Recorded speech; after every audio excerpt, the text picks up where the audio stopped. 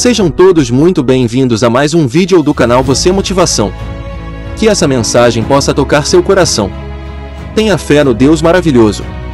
Creia nos pequenos milagres que Ele prepara para a sua vida. Deixe seu comentário e like, inscreva-se no canal e compartilhe com seus amigos. Que Deus abençoe você sempre. Confie no Senhor de todo o teu coração, e não se apoie no seu próprio entendimento. Nossa sabedoria é muito superficial para nos guiar. Qualquer pessoa que deseje ter sucesso na vida, deve ser conduzida e guiada pelo Senhor, e assim se tornará um filho de Deus. A orientação divina nos qualifica para sermos seus filhos. Os verdadeiros filhos de Deus não se apoiam unicamente em seu próprio entendimento, mas buscam o conselho de Deus. Deus não engana. Ele sabe o que é melhor para cada um de nós, e conhece o momento oportuno para alcançarmos grandes feitos na vida. O Espírito Santo e a Palavra de Deus são nossos guias. A orientação divina garante sucesso em todas as áreas da vida, e todos aqueles que seguem essa orientação encontram descanso para suas almas. O caminho do Senhor é verdadeiro, puro, nos conduz à segurança e a um destino glorioso. O Espírito Santo nos oferece conselhos seguros, e em todos os momentos de necessidade, nos ajuda com seus cuidados. Ele nos conhece bem. Eu reconheço seu poder e grandeza, e peço que esteja sempre comigo. Às vezes, não consigo sentir sua presença ou ver seu trabalho, então por favor me ajude a ter fé, para confiar no seu amor durante esses momentos. Incline-me em sua direção. Conduza-me em todos os meus caminhos, para que eu não tropece na escuridão.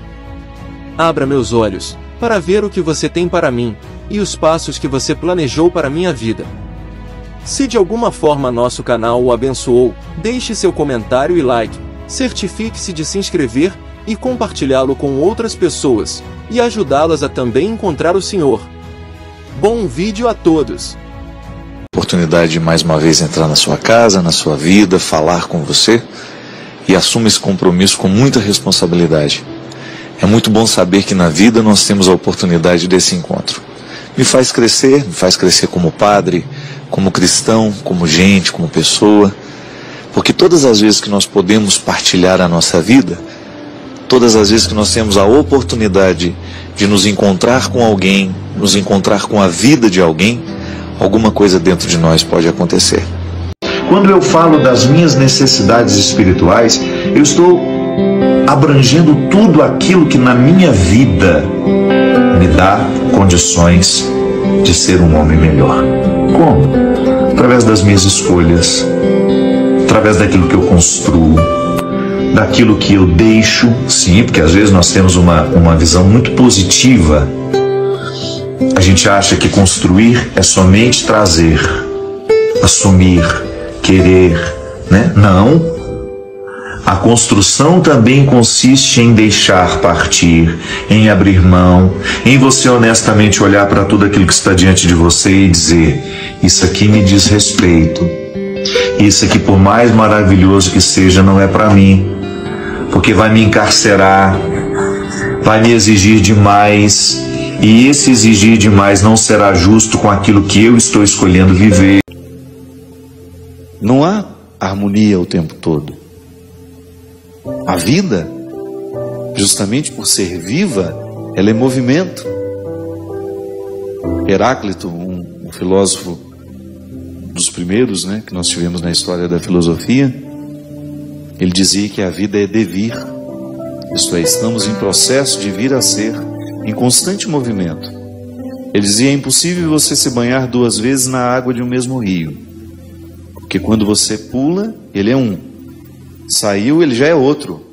Enquanto você está ali, o rio está passando, é movimento. E enquanto o rio é movimento, ele é também caótico, ele está fora da ordem, mas ele também é belo, ele é refrescante, ele é saudável. Há sempre as duas realidades, o tempo todo a serem observadas. É uma pergunta que eu gosto sempre de me fazer, O que eu causo nas pessoas quando eu chego num ambiente? Sim, porque eu também me identifico como aquele que traz confusão, como aquele que retira a paz, como aquele que arruma encrenca. Sim, eu não estou livre disso, mas eu não quero ser isso. Às vezes você percebe algumas pessoas tão acostumadas a serem assim, não se problematizam mais. O ambiente está bom, quando ela chega, fica pesado, crítica demais, apurrinhadora, enjoada, aborrecida. Não precisa ser assim. Eu vou ter que lidar o tempo todo com precariedades, com realidades caóticas, porque nós somos assim. Eu tenho em mim uma natureza que pode ser harmoniosa. Luto para isso. Eu busco no meu dia a dia estabelecer dentro das minhas condutas, dentro da agenda do dia, eu procuro colocar o meu autoconhecimento, a oportunidade de aprender a lidar comigo, para que cada vez mais eu saiba conhecer os meus mecanismos, o porquê que sinto assim, porquê que sou indeciso, porquê que tenho facilidade de me irritar com aquele tipo de realidade, com aquele tipo de estímulo. Vou fazendo o meu dever de casa, mas eu não deixo de ser caótico. Eu caminho na direção de uma harmonização de tudo isso, mas o tempo todo eu me experimento caótico. Às vezes nós nos tornamos pessoas pesadas para os outros porque nós não temos sensibilidade de perceber que estamos assim, que estamos acostumados a ser assim. De tudo reclamamos, para todos reclamamos. Perdemos já não temos mais a percepção do quanto que nós reclamamos. E é claro que nós, sendo assim, nós nos tornamos um peso para o outro, porque ninguém gosta de ficar ao lado de uma pessoa que reclama o tempo todo. Ou então nós nos tornamos fofoqueiros e já achamos natural fazer fofoca o tempo todo, comentar da vida alheia o tempo todo. Chegamos num ambiente, não provocamos outra coisa senão a fofoca. Não provocamos bons frutos, o que é lamentável. Nós desperdiçamos a oportunidade de transformar o ambiente com a nossa vida, com o nosso jeito de ser. A vida é assim. A vida tem contrários, como bem diz a canção. O direito tem um avesso, o de graça tem seu preço. E eu preciso identificar no meu dia a dia todas essas realidades, compreendê-las e absorver o que é favorável de tudo isso. Porque às vezes a gente tem uma tentação de pensar que o contraditório não pode nos favorecer. Pode sim. Quando eu experimento a minha contradição, quando eu experimento a minha hipocrisia, quando eu experimento a minha transgressão, ali eu tenho a oportunidade de aprender boas regras. Na minha fraqueza é que sou forte, São Paulo dizia. É o discurso da contradição. Eu sei que você vive os mesmos desafios que eu, que nós somos iguais. Podemos até estar em estágios diferentes, mas em algum momento da vida nós já fomos iguais. Tivemos os mesmos medos, nos alegramos pelas mesmas causas e enfrentamos os mesmíssimos desafios. E um deles é este: nós conseguirmos extrair de nós, conseguir arrancar lá do fundo dessa humanidade tão machucada a coragem para que o Evangelho se torne uma realidade muito viva em nós. Eu acredito que quanto mais maduro a gente fica, maior é a nossa capacidade de conviver com os contrários da vida, mesmo porque eles estão por toda parte.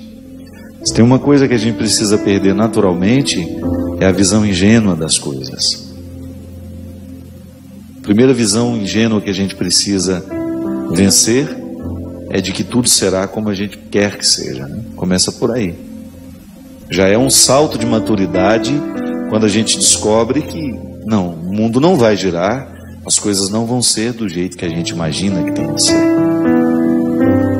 Toda a realidade está imersa num processo vivo que dá a ela uma característica de ser também caótica. É essa oportunidade diária que nós temos de oferecer ao outro o que Cristo já fez no nosso coração. As barreiras que Ele já derrubou dentro de nós, ou tudo aquilo que nós já conseguimos alcançar de nós, por força do empenho diário, de poder escolher entre aquilo que nos foi dado geneticamente e aquilo que nos foi condicionado socialmente. Esse espaço de escolha como uma oportunidade maravilhosa de você trabalhar o seu temperamento, de você vencer os obstáculos que você tem na sua história pessoal, que lhe foram dados por outras pessoas. E a maturidade é justamente quando você começa a compreender o mundo sem as ilusões de que tudo será harmonioso. Vencer essas ilusões, essas compreensões infantis, primárias em nós, é tão fundamental até mesmo para a gente estabelecer bons relacionamentos, né? Você precisa partir do princípio de que você pode amar uma pessoa, que você pode estabelecer um vínculo com ela, mas que não será perfeito. O único amor perfeito que existe é aquela rosinha que existe nos jardins. É o único que a gente conhece. Todos os outros são marcados por qualidades e limites. E só é possível viver o amor, viver os bons relacionamentos, se a gente tiver essa consciência iluminada de que não serão perfeitos. Aqui, hoje nós estamos falando que muitas vezes o nosso amor pode ser fruto da nossa carência. É disso que Jesus fala. Quando eu não sou livre para amar, quando eu estou amarrado às minhas necessidades, eu quero amar para ser amado também. Eu quero amar para ser admirado pelo outro. Eu quero fazer um gesto de caridade para que isso possa repercutir e os outros venham me admirar. É toda uma preocupação com a exterioridade. O amor que eu amo tem que primeiro agir nas dimensões mais profundas da minha vida. Lá onde tudo é bastidor. Lá onde não existe publicidade. Nós estamos justificados o tempo todo. A gente finge ser cristão o tempo todo. E fingimos bem. Expulsamos, rejeitamos. Você acha que eu não observo isso em mim todos os dias? Sem medo de reconhecer aqui para você. Tantas vezes eu sou hipócrita, porque não sou capaz de fazer as mesmas escolhas de Jesus, porque não sou capaz de reconhecer o que de fato precisa de mim. Onde é que eu preciso exercer a realeza de Jesus? Sem vaidade, sem excessos, sem prepotências, sem arrogâncias. Até mesmo nas ideias. Porque isso é interessante, minha gente. Quando uma pessoa tem esse Deus vivo, natural em si, ela agrega naturalmente para perto dela muitas outras pessoas que querem viver a mesma experiência. Aí você entende o porquê que o Evangelho é contagioso. Que uma pessoa verdadeiramente convertida ao Evangelho, ela se torna um atrativo, não no sentido de superficial de ser uma atração, não, mas de provocar a atração, de ser um ponto de convergência. Sim, nós experimentamos muito isso dentro da nossa casa. Quando você identifica que existem algumas pessoas, geralmente é o pai, a mãe, ou uma tia, uma avó, alguém que tem essa força, esse carisma de agregar. Como Deus se utiliza dessas pessoas para harmonizar situações difíceis,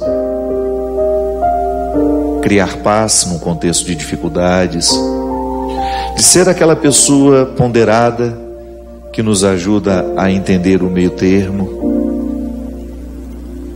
Essas pessoas são fundamentais na vida humana. Se a gente quiser pensar o nosso cristianismo com muita responsabilidade, teremos de passar a nossa reflexão por esse crivo. no que acreditamos, no que fazemos com o que acreditamos. E em que ponto dessa história, dessas muitas contradições que estão no mundo, nós nos situamos? Muitas coisas no meu jeito de ser não foram escolhidas por mim. Eu herdei, trouxe das influências dos que estiveram ao meu lado no momento em que eu estava sendo formado. Mas a gente sabe que entre aquilo que nos foi dado geneticamente e aquilo que nos foi dado socialmente, existe um espaço reservado para a escolha. Nós acreditamos nessa liberdade de você ter condições de escolher o que você quer ser, ou então de você pelo menos ter o direito de escolher um pouco daquilo que lhe foi dado, ou até mesmo nas suas determinações genéticas, do seu temperamento, de você ter o direito de administrar um pouco isso, né? Para você não ser refém do condicionamento que você acabou herdando. Então eu quero escolher ser também uma pessoa que provoca isso onde chega. Uma pessoa conciliadora, uma pessoa que harmoniza, que traz alegria. Isso é um fruto do Evangelho em nós. E se você não se acostumar a observar-se no meio de tantas contradições, o seu cristianismo também nunca será verdadeiro. Será uma falácia, uma conversa fiada, uma vaidade pessoal. Dentro das nossas comunidades isso é tão comum. Encontrar pessoas cruéis, mas todas disfarçadas, sob os disfarces do cristianismo. É a pior crueldade que pode existir. Porque se você lida com uma pessoa sabendo que ela é má, agora quando você lida com uma pessoa disfarçada de boazinha, exercendo-se em seu papel, ela sendo ela, né? Arquitetando toda aquela crueldade, isso é extremamente destruidor. Você destrói a fé de uma pessoa assim. De nada vale a gente fazer para o outro ver que estamos fazendo, minha gente. O que de fato transforma é aquilo que repercute dentro de nós, da nossa oração, do nosso jejum. Não rezo para o outro ver que eu estou rezando. Não, eu rezo é para que o Deus que está no escondido possa ser encontrado pelo meu coração. Eu não faço jejum para que o outro fique me admirando. Não, não. É para que esse jejum repercuta na minha alma. É para que esse gesto de caridade tenha uma repercussão dentro de mim e me faça avançar na direção desse cristianismo cada vez mais maduro. Não quero alimentar em mim uma religiosidade, uma espiritualidade desumanizada, sem repercussões humanas. Não faz sentido. Este Deus que eu preciso buscar está no escondido. O cristianismo, minha gente, nos coloca educação, nos coloca gentileza. Então antes de fazer um discurso, eu estou vivendo. E é vivendo que as pessoas vão me identificar como cristão ou não. Se o nosso cristianismo necessitar do nosso discurso o tempo todo para que a nossa identidade cristã seja dita ao mundo, alguma coisa está errada. Esse poder transformador que é o cristianismo em nós, que nos ilumina para ser um sinal de vida na vida do outro, esse cristianismo é vivo, ele é existencial.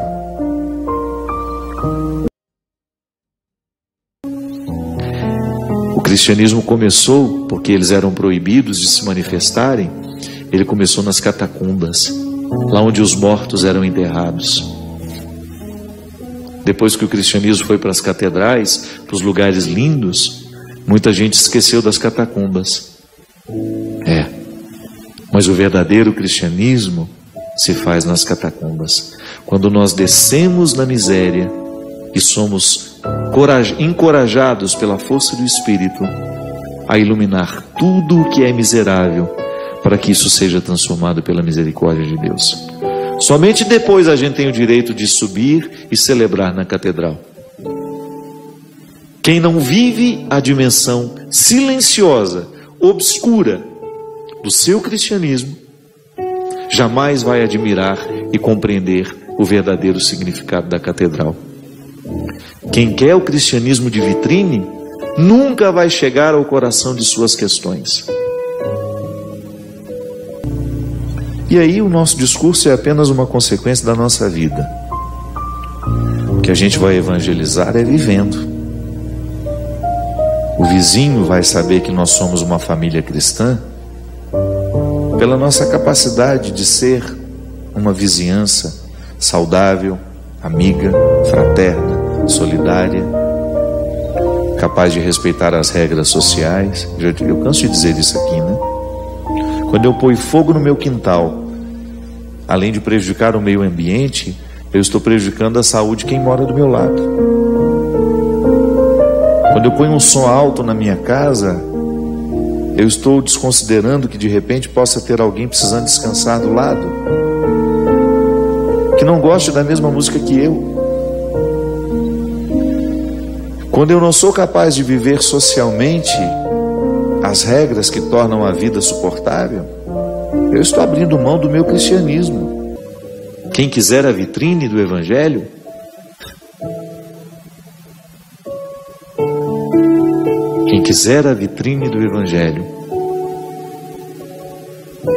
quem fizer questão desta vitrine, vai perder a oportunidade de descer aos porões de si mesmo.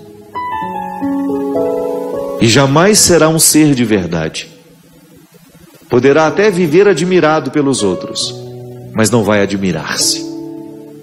Não vai ficar feliz com as escolhas que fez. Porque em última instância, o que nos realiza não é o reconhecimento que o outro nos oferece, mas é aquele que é a luz do Espírito de Deus a gente se oferece. É aquela sensação boa de que descemos nas catacumbas, vimos de perto as nossas misérias, e a lanterna da misericórdia de Deus nos deu o direito de celebrar na catedral. A celebração da catedral, do prédio suntuoso, da vitrine do cristianismo, digamos assim, só é verdadeira se a gente desceu nos porões das catacumbas.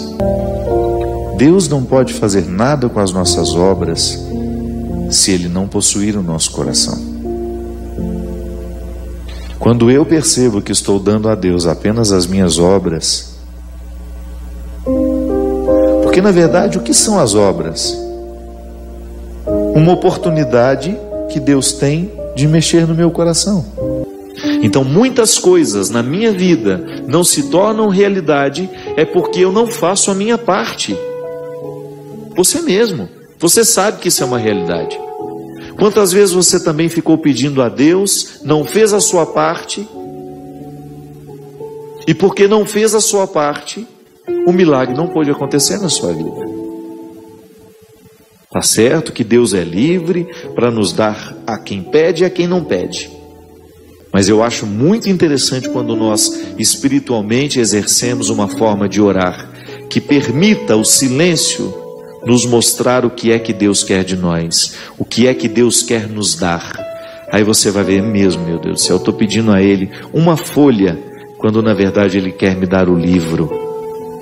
Mas para me dar o livro, eu preciso fazer um movimento de transformação em mim, porque esse livro não vai cair do céu.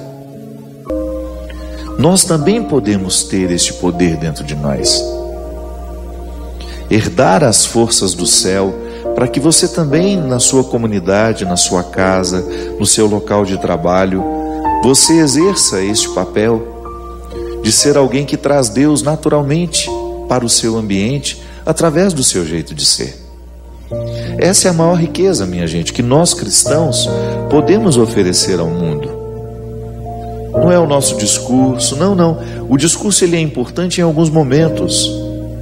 E você conta nos dedos as oportunidades que você tem de fazer discurso.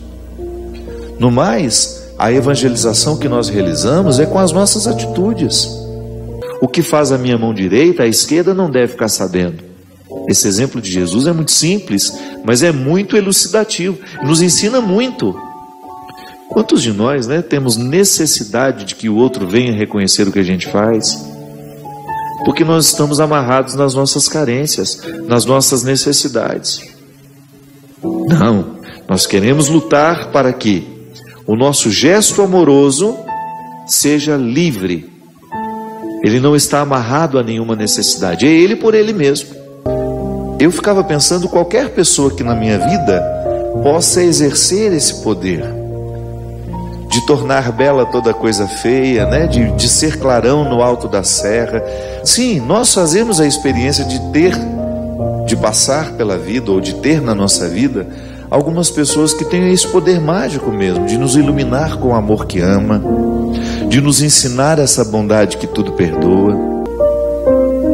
E o bom é que essas pessoas, elas contaminam. A gente quer ser assim também. Quando a gente convive com uma pessoa assim, nós vamos vivendo um processo de assimilação do outro em nós. Eu fico pensando, minha gente, que o nosso cristianismo não pode ser mensurado. Eu não tenho como dizer o tanto que eu já sou cristão. Você também não tem como medir, pegar uma régua e dizer, olha, eu já tenho quantos metros aqui de cristianismo dentro de mim. Mas há um termômetro interessante. É só a gente se perguntar se a gente também perdoaria o filho pródigo.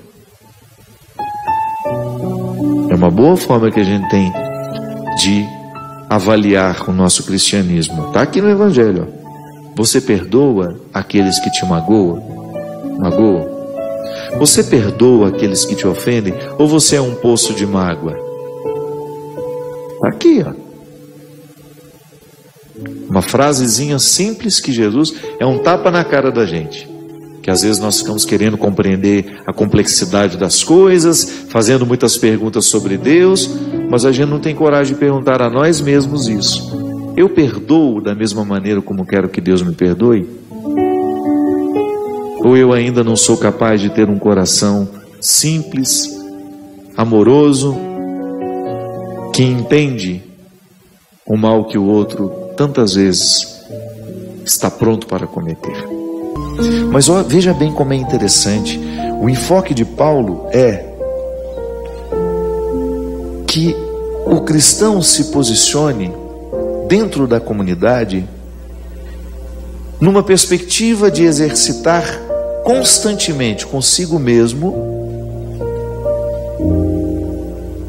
exercitar-se diariamente numa conversão que lhe faça sair de seu egoísmo para viver comunitariamente, sempre pensando no bem comum.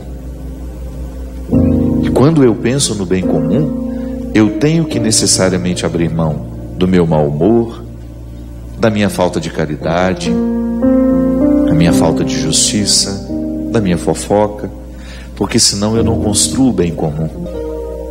Como é fácil identificar, no meio de tanta gente, aquela pessoa que tem o dom de conciliar,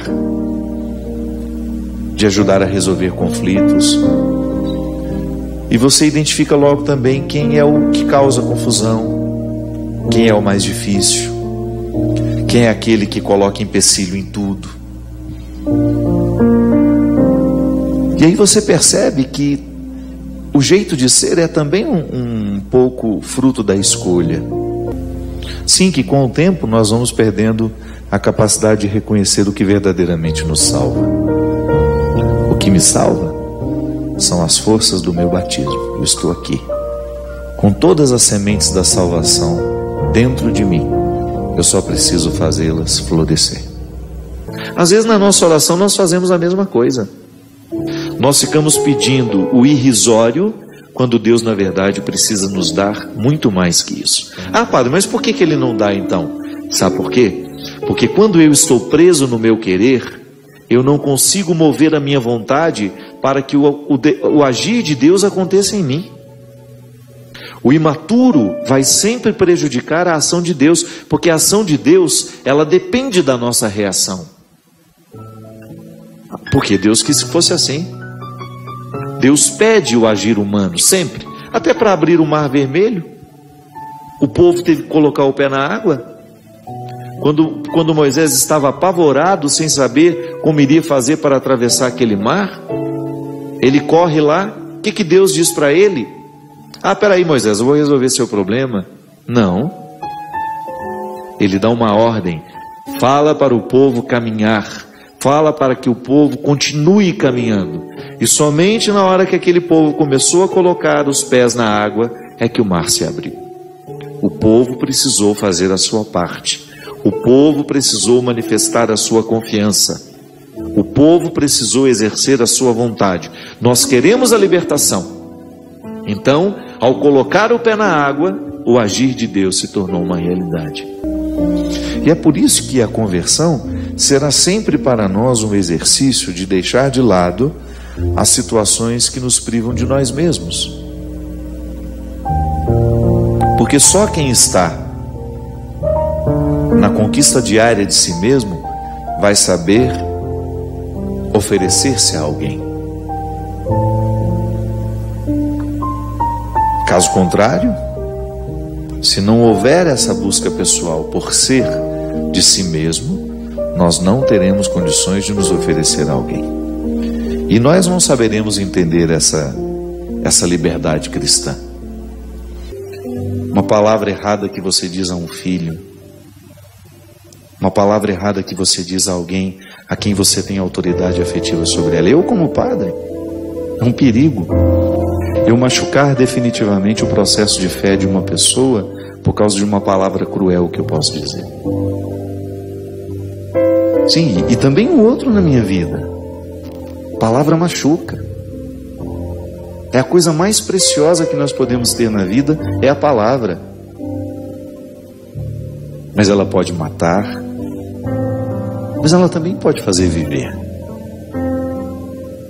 Um carinho pode matar, pode, se ele for mal intencionado, se ele for abusivo, se ele for desrespeitoso, se ele estiver quebrando uma inocência. Tudo nos é permitido, mas nem tudo nos convém. Por que nem tudo nos convém? Porque se eu identificar que aquele comportamento, que aquela escolha vai me prejudicar na minha relação com a minha família, com a minha casa, com aqueles que diretamente estão ligados a mim, por amor a eles, eu preciso não aceitar. Eu preciso retirar da minha história. Livre-se. Livre-se do cristianismo de vitrine. Não transforma ninguém. Queira o cristianismo que te coloca uma única lanterninha na mão, que é a misericórdia de Deus, para você ter condições de descer ao porão das suas necessidades, dos seus pecados, das suas misérias. Não se iluda com a vitrine, lá onde você está bonito, iluminado e admirado pelos outros. É lá no fundo, é no calabouço. O cristianismo é um movimento que nos faz descer as escadas. Quanto mais eu desço essas escadas, mais eu vou conhecendo as estruturas da minha vida. E volto a dizer, quando nós vivemos os benefícios dessa transformação que o Evangelho nos traz, aqui inclusive tem uma passagem que eu gosto muito. São Paulo chama isso de trazer para a vida do homem a glória de Deus. Então na oportunidade que eu tenho de substituir as minhas realidades humanas, que são naturalmente precárias, porque eu sou humano, por mais que eu consiga ser uma pessoa boa, eu sempre tenho a minha natureza humana que é invejosa, encrenqueira. Então eu tenho um contexto de realidades humanas que eu preciso administrar o tempo todo. Mas a minha vocação cristã me coloca na possibilidade de ter essa glória de Deus em mim. Mas eu preciso buscá-la. tornar-se um referencial de pessoa que é capaz de converter o que é feio em bonito, de acender uma luz por onde passa, de ser uma luz no alto da serra. Sim, minha gente, nós não temos outra pretensão. É essa. Então eu quero ouvir esse conselho de Jesus aqui. Eu não quero dar ordens a Deus. Eu quero ouvir dele o seu conselho. E o momento de oração, o momento da contemplação, é um momento privilegiado de ouvir a voz do Senhor na nossa vida. É claro que na nossa oração nós temos o direito de dizer a Deus o que a gente quer, o que a gente precisa. Mas o silêncio, ele será muito mais eficaz, sabe por quê? Porque nem sempre a nossa palavra alcança o que de fato a gente precisa pedir a Deus. Porque pode ser que o que eu queira que Deus faça para a minha vida não seja o que de fato eu preciso. Às vezes o meu querer é muito superficial. E eu fico insistindo em pedir a Deus aquilo que eu quero. E pode ser que ainda não tenha acontecido e eu fico chateado com Deus, mas é porque aquilo que eu quero não é o melhor para mim. Então é tão mais interessante a gente ficar diante de Deus, dando a Ele a liberdade de nos mover, né? De nos dar aquilo que de fato a gente precisa, ainda que a gente não saiba o que é. Sim, precisamos tomar cuidado com isso. Precisamos ter muito cuidado para que a nossa oração não seja uma manifestação espetaculosa das nossas vaidades. A nossa oração, ela precisa ser um movimento da nossa alma que nos leva na direção de Deus e depois nos devolve na direção dos nossos irmãos. É o que eu desejo a você. Muita coragem para que, munido dessa lanterna da misericórdia, você tenha coragem de descer no mais profundo do seu ser e iluminar, deitar luz sobre tudo aquilo que é obscuro na sua vida. Derrame o Deus Todo-Poderoso sobre nós, sobre o nosso coração, a bênção que encoraja, que transforma, que modifica. Ele que é Pai, Filho e Espírito Santo. Amém. Antes de encerrarmos esse vídeo, gostaria de agradecer a todos que acompanham o canal. Obrigado por permitirem que eu faça parte do seu dia a dia. É muito gratificante poder compartilhar com vocês reflexões que possam ajudar em suas vidas pessoais e profissionais. Se você ainda não se inscreveu, inscreva-se agora para não perder nenhum dos nossos próximos vídeos. E se você gostou do que viu, deixe seu like e compartilhe com seus amigos para que mais pessoas possam se beneficiar dessas mensagens. Mais uma vez, muito obrigado por assistir e por fazer parte da nossa comunidade. Até breve!